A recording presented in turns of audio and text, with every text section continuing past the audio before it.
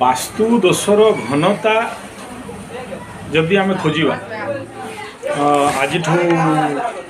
प्राय प्राय 20 वर्ष पछक पड़े 25 वर्ष 30 वर्ष पड़ शुणा जाऊला वास्तु वास्तु हैं एवं कहीं शुणा गला फेंग सुई वास्तु गधास्तु घोड़ास्तु कौन पाई हो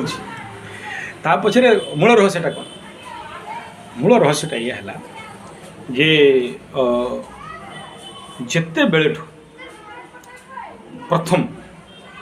लोकों घरे गाई थिले सी तो गोटे आउ जदि घरे गोटे गाई रही जाइए गोटे वास्तुदोष नहीं 1000 वास्तुदोष था सबू वास्तुदोष गाई पाखरे दम अच्छी काटिदेवा गाई टोटल वास्तु केन्द्र को कंट्रोल कर दे मुझे एमती घर जाइए जो गोटे वास्तुशास्त्री जदि ठिया हम आउ जदि बाहर कर खाता पेन ये मनीष रो न आठी समस्ते सुख शांति सौहार्द्य रही सर्त कौन है देसी गाई गोटे बंधा तेणु गाई देसी गाई इंडिजिनियस जेबो cow not Jersey Holstein Friesian जदि रही 99% वास्तु कंट्रोल तेणु 25-30 वर्ष पूर्वे people are not worried about that vastu okay कौन साइंस सी वास्तु माड पकाए सेते बेले vastu means what it is energy आम नेचर सहित खेली पारिबानी अग्नि कोण रोसई घर रग्नि कोण इलेक्ट्रिसिटी पानी जगह पानी ईशान कोण पानी देवता रे से वेट रही जम कोण लैट्रिन बाथरूम आ वेट रयब कोण राहु कोण लक्ष्मी स्थान गोटे store it is a basic नाभि केन्द्र घर नाभि केन्द्र में किसी कंस्ट्रक्शन करनी कि रखनी इत्यादि तो ये गोटे बेसिक फर्म बट वास्तु पिटब मार हैरान कर कष्ट दब पीड़ा दब रोग दब रिपु दब ऋण दब चोर चेपरेट एक्सीडेंट दब घर लोक घांटी दब घर लोक हॉस्पिटल कोर्ट कचेरी माली मकदमा दौड़ेब घरे अशांति करेब जहाँ किसी करेब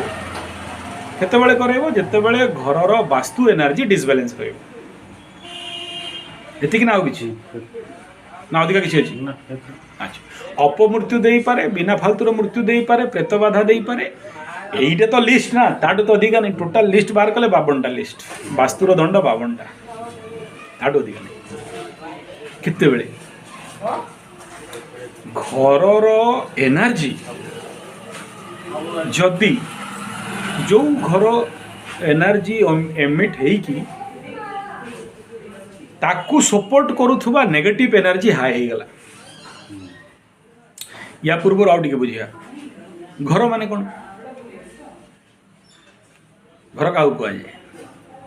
छात थी लैट्रिन बाथरूम थी अटैच लैट्रिन बाथरूम थी खाई पीकी शोवा आसिक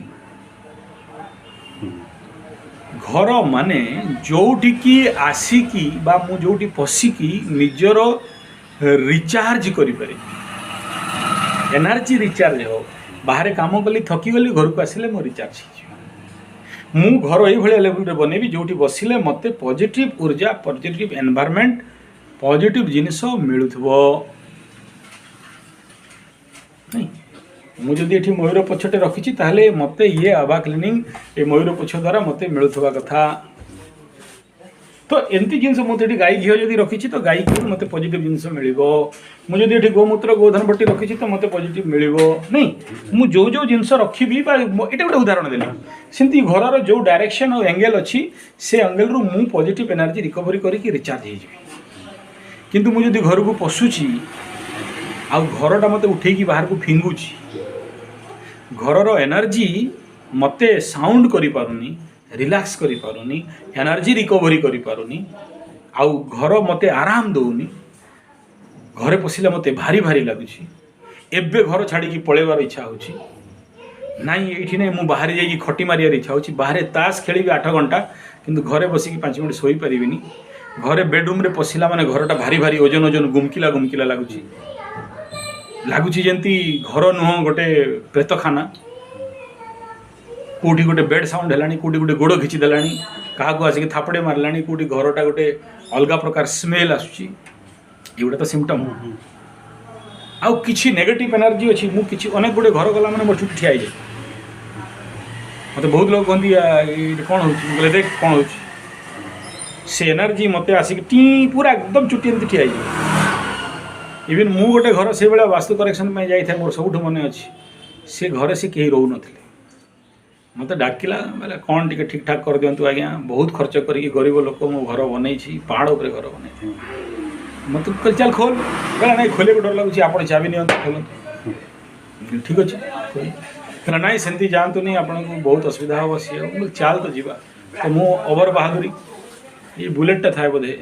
ଆଉ ମୋର ସବୁ ଯାହା କିଟ୍ ଫିଟ୍ ଥିଲା ସବୁ ଏନର୍ଜି ବାଲା ମାଳ ଫାଳ ଯାହା ଥିଲା ଗାଡ଼ିରେ ରଖିଦେଇଥାଏ। ଓଭର ପାୱାର ଫୁଲ୍ କନଫିଡେନ୍ସରେ ପଶିଗଲି ଭିତରେ, ଫିଙ୍ଗିଲା ଉଠେଇକି ଯେ 12 ଫୁଟ ଗେଟ୍ ବାହାରେ। ଠିକ୍ ଅଛି, ତ ସିଏ ବି ମୋତେ ଦେଖିକି ଦୌଡ଼ିକି ପାର। ମୁଁ କହିଲେ ଦୌଡ଼ି କୁଆଡ଼େ ଏଗୁଡ଼ା ସାମାନ୍ୟ କଥା ଅଟେ, କେଉଁଠି 5 ଫୁଟ ଫିଙ୍ଗେ, କେଉଁଠି 12 ଫୁଟ ଫିଙ୍ଗେ। ତାପରେ ମୁଁ ସବୁ ଜିନିଷ ଧରିକି ଗଲି, ଏବେ ଚାଲିଯିବା। ନା ବୋଲେ ତୁ ଝରକା ବାହାରୁ ଦେଖ ମୋର କ'ଣ ହେଉଛି। ଆପଣଙ୍କୁ ଡର ଲାଗୁନି, ଏବେ ଫିଙ୍ଗିଦେଲା ମୁଁ ଦେଖୁଛି, ଆପଣ ଆସିକି ବାହାରେ ପଡ଼ିଲେ ଆଉ ଭିତରେ ପୁଣି ବସୁଛନ୍ତି। କହିଲେ ହଁ ଆମେ ଡକ୍ଟର ଲୋକ, ଆରେ ସାଉଣ୍ଡ କମ୍ କର। ତ ସେଇ ଜାଗାରେ କ'ଣ ହୁଏ ନା ସିଭିୟର ହାୟର ନେଗେଟିଭ୍ ହୁଏ। ତାପରେ ଯାଇକି ସେଠି ସଲ୍ୟୁସନ୍ କଲି, ଖୋଳା ହେଲା, ଯାହା କିଛି ସଲ୍ଭ କରାଗଲା। ଏଠି କ'ଣଟା କହୁଛି ମୁଁ, ଯେ ବାସ୍ତୁ ସମସ୍ୟାଟା ଯଦି ଆମେ ଜାଣିଛୁ ଯେ ଘରେ ପଜିଟିଭ୍ ଏନର୍ଜି କେମିତି କ୍ରିଏଟ୍ କରାଯିବ, ନେଗେଟିଭ୍ ଏନର୍ଜିକୁ କେମିତି ନ୍ୟୁଟ୍ରାଲାଇଜ୍ କରାଯିବ, ହଟାଯିବ, ତାହେଲେ କେତେ ଘର ବାସ୍ତୁ ଖରାପ ଥାଉ ଆମକୁ ପ୍ରୋବ୍ଲେମ୍ ଦେବ ନାହିଁ। ଆଉ ପୁଣି ସେଇଠି ଟେକ୍ନିକାଲ୍ ପାଠ, ସେଇ ଜାଗାରେ ଟେକ୍ନିକାଲ୍ ପାଠ ଏତେ କିଏ କରିବ, ତା ବଦला ଗୋଟେ ଗାଈଟେ ଆଣିକି ରଖିଦେ, ଯଦି ଦେଶୀ ଗାଈ ଆଭେଲେବୁଲ୍ ଆଉ ଜାଗା ଅଛି ରଖିଦେ, ନାଇଁ ତାହେଲେ ପଞ୍ଚଗବ୍ୟ ଜିନିଷ ପୋଷାଅ। ତେଣୁ ଆଚ୍ଛା ଏଇଟା ୟାର ମାନେ ପ୍ରୋବ୍ଲେମ୍ଟା କେଉଁଠି